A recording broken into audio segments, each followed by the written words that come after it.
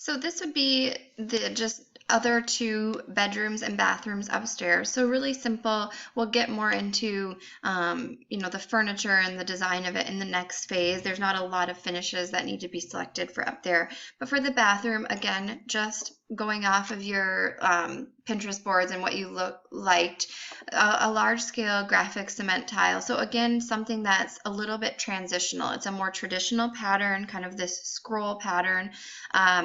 But it's in a larger scale and a larger format, so it feels a little bit more modern. And then using just a nice grayish wall color to kind of coordinate with that, and then having a simple white vanity, so it would be the same color as the kitchen cabinets, the perimeter cabinets. Again, something simple with a slightly oversized subway tile on the tub surround and doing a marble inlay again. So it's just a really simple, clean bathroom that would work perfectly for guests, but still look really nice. And then for the bedrooms, coordinating bedrooms, just this nice blue paint color, a nice warm wood tile or hardwood floor, and then throwing some of the existing art in there to take up some of the wall space. And again, as I said before, we can touch on, shuffling some of these pieces of art around based on, what you want to see more often every day, and what, you would prefer to be in rooms that are going to be more closed off and not seen by your guests as often or yourself. So the second bathroom and second bedroom, again, same wall color, using some existing art, but this has a walk-in shower. So using the same floor tile to just keep things really consistent throughout the house, but using it as well on the floor of the shower, and then using a larger scale, kind of just, I want to say striped, but almost like a textured wall tile from Doll Tile, a little bit larger scale, and we'll do that just in a standard like running stack, so a little bit more contemporary, but then throwing in a more traditional material in the middle, so doing an inlay of a marble, and again, just touches of brass in these kind of pocketed areas. So all the main space will be, all the fixtures and everything will be that polished chrome or nickel, but then in these enclosed areas, so bathrooms, the reading alcove, will have these little pockets of this different finish. So again, just something that feels a little bit more eclectic, a little bit more thought through, as far as having a little bit more design element rather than just having everything completely match. And then lastly, just a couple of the design details that I wanted to touch on specifically. So I love the idea of really playing up the architectural trim in the house.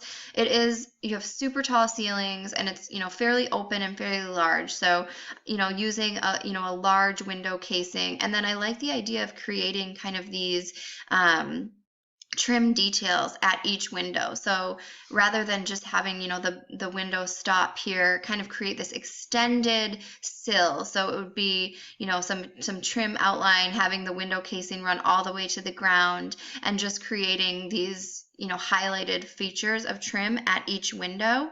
And then also doing, an oversized baseboard and crown. So, 4, 5, 6 inches, we could get away with, even, something bigger than that, and we can discuss, but just doing something that's a little bit more substantial and a little bit more,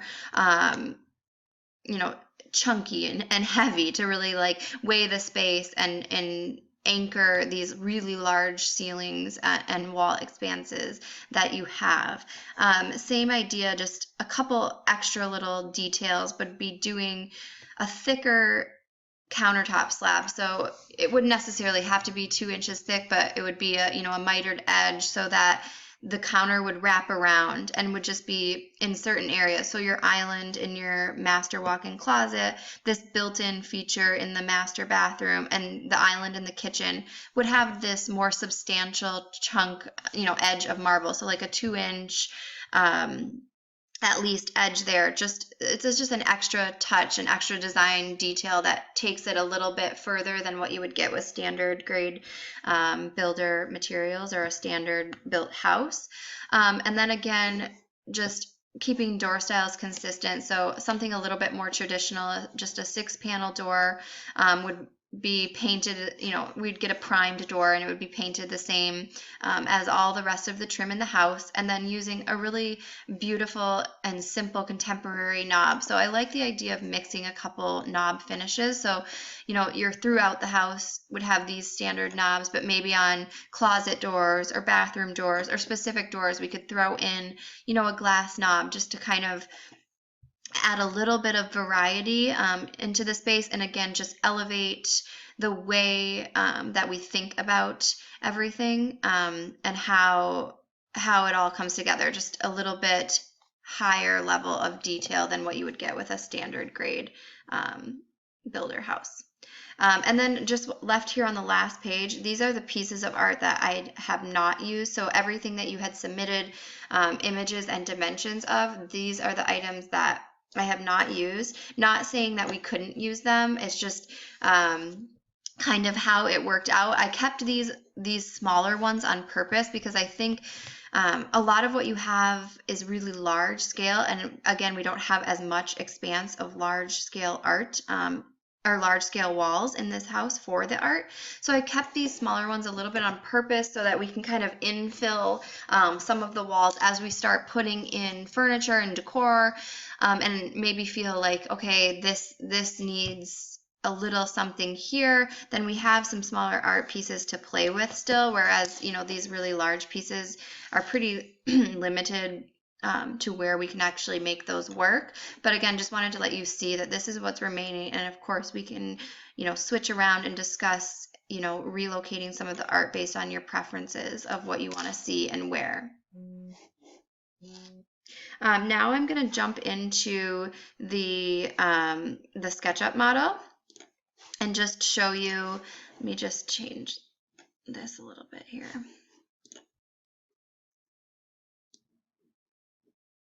And just show you a bit of walking through the actual space. So this would be from your front entrance, and then we'll swing around your study looking from the dining room to the butler pantry. So you can see that peak of kind of metallic wallpaper that would be peeking through. The ceiling and the walls would be similar colors, whether it's wallpaper or paint, and then highlighting your piece of Chuck Close art here so that it's one of the things that you see right when you walk in the front door, because I know that's one of your cherished possessions there.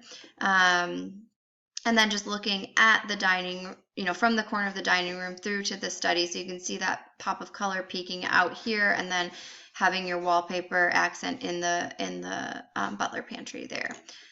Swinging through to the powder room, so you can kind of just see the scale of the wallpaper, the scale of these oversized fixtures, a dark navy vanity, some accent trim on the floor.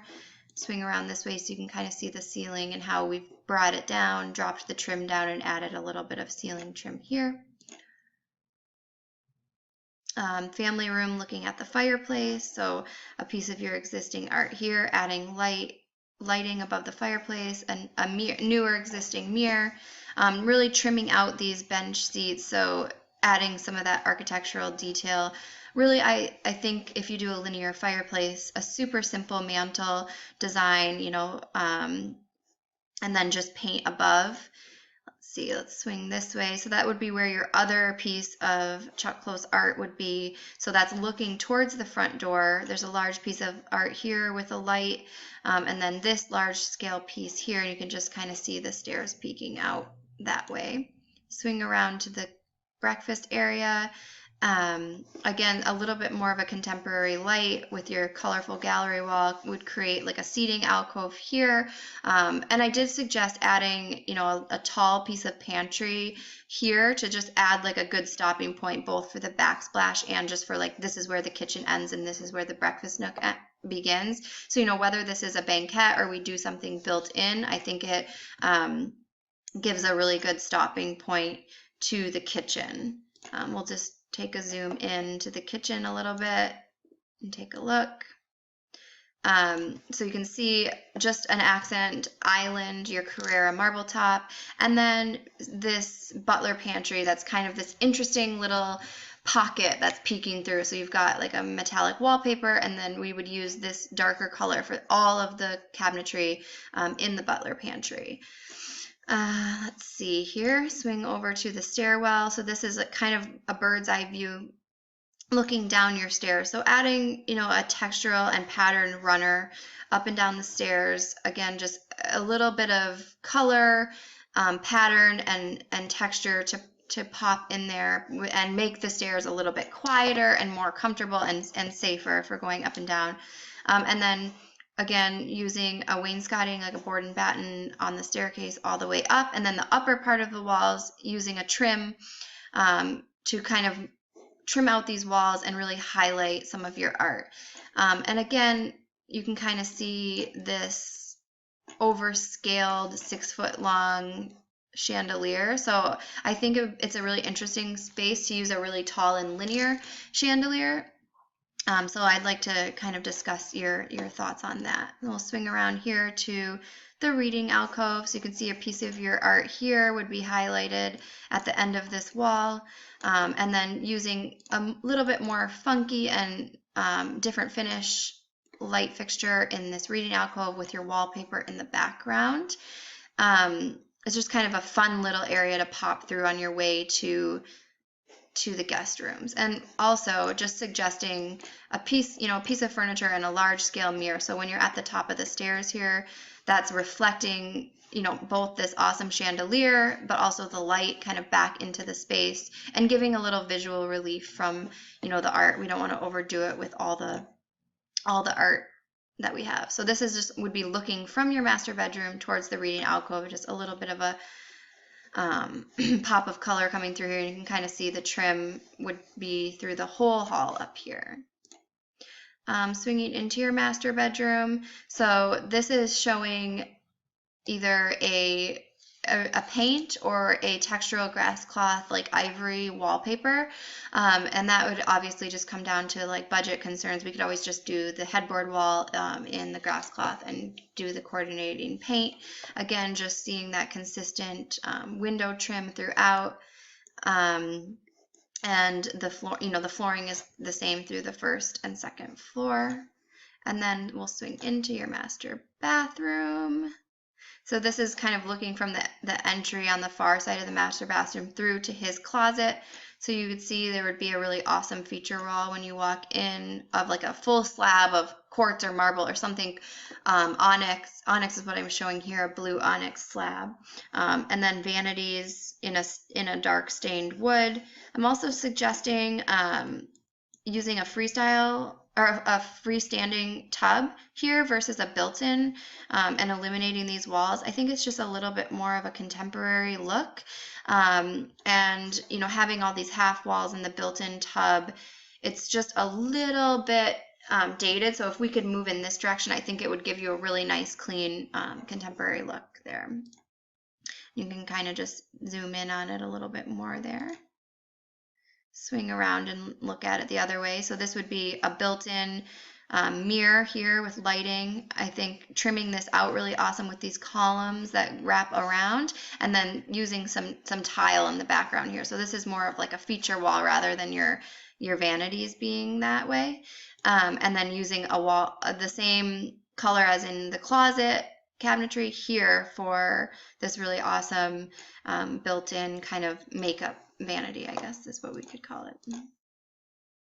And if we wanted, we could use a slab of that onyx here too to just kind of like mirror what's going on over here. But again, that would be budget concerns.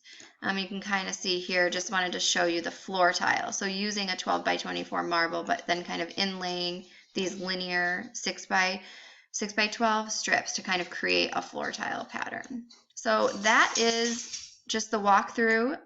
And I'm going to upload all of this into your Basecamp, and we can either set up a time to chat about it all, or we can just kind of shoot emails back and forth in Basecamp and talk about where we go from here. So I look forward to hearing from you, and I will talk to you soon. Bye-bye.